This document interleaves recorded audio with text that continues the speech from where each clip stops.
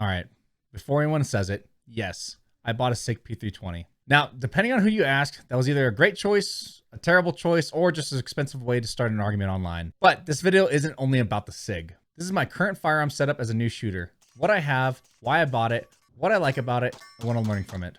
What's up, guys? Welcome back to NoobTube Firearms. If you're new here, this is a channel about firearms from the perspective of someone who's a new shooter, who's still learning, improving, and figuring things out along the way. I'm not an instructor. I'm not pretending this is a perfect setup, and I'm definitely not saying anyone should copy what I exactly bought. This is just what I own right now. Some of it makes sense. Some of it was probably hype. And some of it was because I saw it, I liked it, and my wallet immediately lost the argument. So today I'm going to go through what I have currently. This is basically my beginner setup, which is a funny thing to say because beginner setups usually sound like a Glock, a range bag, and some ammo. Instead, I somehow ended up with multiple pistols, optics, a PCC, and a suppressor. All right, the first one up is going to be probably the most controversial one, which is the SIG P320 X5 Legion. Mine has the Romeo 1 red dot on it because why not? It's SIG. Now this is actually my table side home defense gun as well as a fun range gun.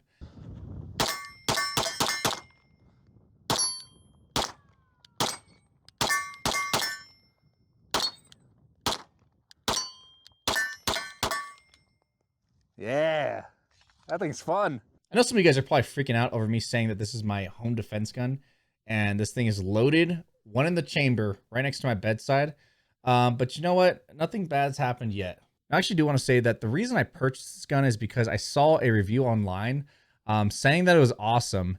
And that was before I actually went and saw the other stuff. Now, with that being said, this gun is big, it's fast, it's heavy, it feels solid, and it shoots really flat. Nice.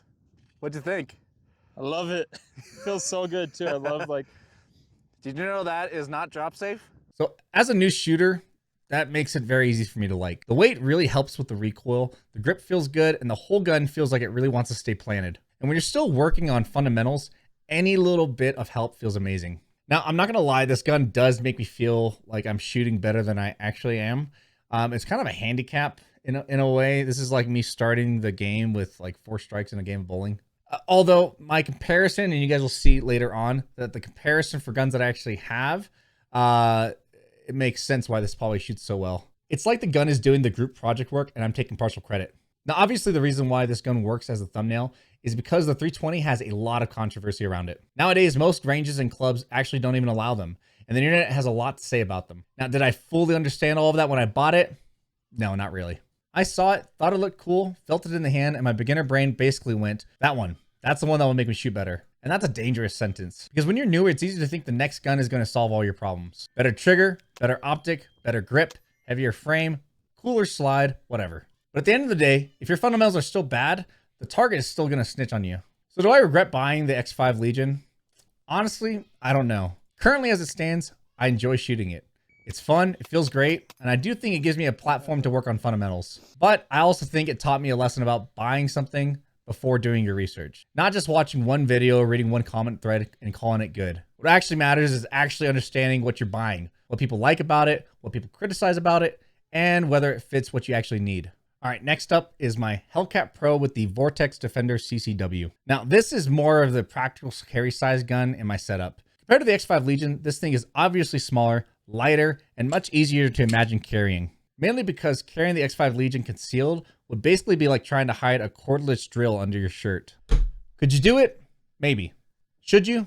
Probably not. Now, the Hellcat Pro makes more sense as a real-world defensive pistol. It's more compact, but still gives you enough grip to actually control it. That's actually what I liked about it most when I first bought it. At least, that's the idea. But as I've learned, smaller guns are less forgiving. With a bigger gun, you can sometimes hide mistakes. With a smaller gun, everything shows up faster. Brandon trying the Hellcat now. They dropped the mag. That's not a good sign. You can delete that. You can delete that, okay? No, I'm keeping that in. No. Brandon, what are you doing? What am I doing? Stick it in there. It is.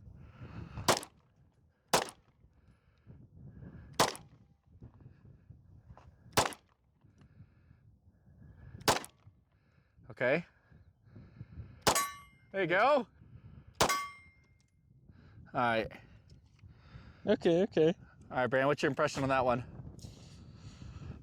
Not my favorite one. The mag kept falling out. Well, I think that might have been user error. I think it was the gun. Bad grip, you'll see it. Bad trigger, you'll see it. So this gun has been good at showing me that practical guns take real practice. It's not enough to buy a carry gun and say, all right, I'm good. You have to actually shoot it, understand it, and build confidence with it. That's probably the biggest thing I've learned from the Hellcat Pro. Carry size guns are not just automatically easier because they're smaller. In a lot of ways, they're actually harder. So for me, this is the gun that reminds me, comfortable to carry does not always mean easy to shoot. In fact, when I started shooting this gun, I actually couldn't hit a damn thing with it.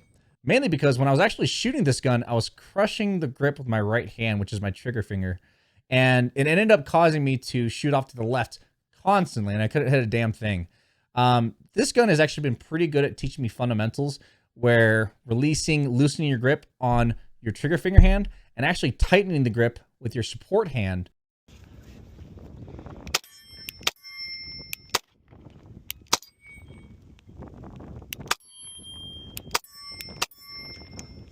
This gun has gotten to a point for me where it's not really a fun range gun. I still practice with it as much as I can because I do conceal carry this, but it has taught me a lot and it has humbled me quite a bit. Next is going to be the Smith & Wesson Metal Carry Comp. Now, I actually bought this gun because I hated the Hellcat Pro so much. But what I ended up finding out about it is that it's a lot bigger than I anticipated. So this goes back to another lesson learned, which is shoot the gun before you buy it. There's a lot of gun ranges out there that actually allow you to go out to the range and actually shoot the gun before making the purchase. And I did not do that. I actually saw reviews on this. Don't get me wrong. It shoots great. It shoots great. It's compensated, very aggressive texture on the grip, and the irons are fantastic. However, I will say this gun's fairly big. I actually purchased that gun to replace my Hellcat as a concealed carry. However, for any of you guys who will know, maybe a little bit bigger framed like myself, concealed carrying appendix is pretty difficult. And so what I ended up having to do is conceal carry at 3 o'clock. And with the aggressive texture of the metal carry comp, I ended up having to pull my underwear up so far up so that way it doesn't rub on my skin. Which, again, user error. You know, concealed carrying is fairly new to me. I'm doing it as often as I can now to get comfortable with it. But it has been a real problem for myself. I'll often find myself sitting down in a chair and having to constantly adjust because it feels like I'm rubbing sandpaper on my hip. However, with that said, this gun does feel like a really good middle ground. It's not as big as the X5 Legion, but it's not as small as the Hellcat Pro. It has some weight to it, the grip feels great, and the comp helps it shoot flatter. Now, as a new shooter, I like that because it gives me a little help, but it still feels practical. It feels like the gun that says, I'll meet you halfway, but you still have to stop yanking the trigger. What I do like about this gun is it does feel like it's a solid training pistol. It's comfortable enough to shoot for longer range sessions, but it still makes you pay attention. If your grip is off, you know. If your trigger press is bad, you know. If you start getting lazy, the target will humble you immediately. And honestly, that's probably good for me because I don't want just guns that make me feel better. I want guns that help me actually get better. So the M&P feels like the practical middle child of the group. The X5 Legion is the big flashy range gun that I can't take to most ranges. And the Hellcat Pro is the practical carry gun. And the M&P is kind of right in the middle. It's still fun, it's still practical, and it feels like something I can grow into as I get better. Next up is the X-Tar EP9 Gen 2. Mine has a Primary Arms RS10 red dot on a riser. It's actually a cheap Amazon riser, which is, again, another beginner's mistake. Now, this thing is just fun. It actually is a pretty good home defense weapon for myself and my wife. But it's lightweight, it's 9mm, it's easy to shoot, and it kind of feels like the gun you want to bring to the range when you want to have a good time without getting beat up by recoil. For a newer shooter, I think a pistol caliber carbine is interesting because it lets you work on a lot of general shooting skills without fighting the gun too much. You get the chance to work on stance, sight picture, transitions, target focus, trigger control, and just general gun handling. The X-Star is probably the fun gun in the lineup. It reminds me that shooting can be enjoyable while still being productive. You can still train, you can still be safe, you can still work on things, but you can also have fun.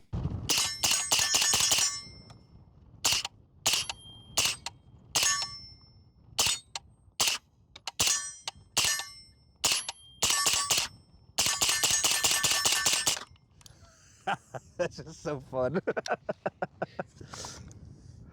Yeah, this thing's a blast to shoot. If you're newer, I think that helps keep you coming back to the range. Lastly, I bought an Otter Creek Lithium 9 suppressor for my X-Star EP9. Now, what was really nice about this thing is that this was a great introduction to shooting rifles for my wife. I originally bought the suppressor for the X-Star EP9 because I'm trying to get my wife more comfortable with shooting firearms. And this is a great introduction for her because there's no loud bang. So it's a little bit easier for her to shoot. And sure as shit, as soon as she shot it, she loved it. I mean, I think she put another 200 rounds through that gun. Now, was it necessary? No. You can definitely just buy the $400 XTAR EP9 and have a great time. But I thought it was cool. It was the first ever suppressor I shot, and what surprised me is that shooting subsonics versus supersonics for 9mm didn't really make much of a difference. I still recommend Ear Pro for shooting anything that aren't subsonics. So looking at my setup as a whole, I can definitely say I did what a lot of newer shooters probably do. I bought the cool stuff first. I bought the guns that looked interesting, I bought optics, I bought accessories, and I built the setup before I had a really strong understanding of what I actually needed. And I don't think that makes the gear bad. I like my setup. I enjoy shooting it. But I also think it's important to admit that gear and skill are not the same thing. Buying gear versus getting better, that's probably the biggest lesson I've learned so far. Buying gear feels like progress. A new gun feels like progress. A new suppressor feels like progress. A suppressor definitely feels like progress. And don't get me wrong, it's fun, but the real progress is not the box showing up. The real progress is going to the range with a plan. It's working on grip. It's working on trigger control. It's getting feedback from people who know more than you. It's actually becoming more competent, which is annoying because buying stuff is way easier than practicing. If I was starting over, I think I would spend more money on ammo and training earlier. I'm not saying I wouldn't buy cool guns, but I think I would slow down a little and ask, what am I actually trying to get better at? What role does this gun actually fill? Am I buying this because it makes sense or because I watched 3 YouTube videos and now my brain thinks I need it? Because that last one is very real. So that's my current beginner firearm setup. Some of it was practical, some of it was hype, some of it was just because I thought it was cool, but all of it is part of the learning process. I'm not showing this setup because I think it's perfect. I'm showing it because this is where I'm starting. And as I learn more, my opinions might change. I might love some of this stuff more. I might realize some of it was unnecessary. And honestly, that's kind of the point of the channel. Learning in public, making mistakes, getting better, and hopefully helping other new shooters think through their choices. So let me know what you guys think. What would you keep? What would you sell? And what would you tell a new shooter to buy first? Don't forget, guys, like and subscribe and follow along if you want to keep learning with me. But to wrap it all up, thank you guys so much for watching, and I'll see you in the next one.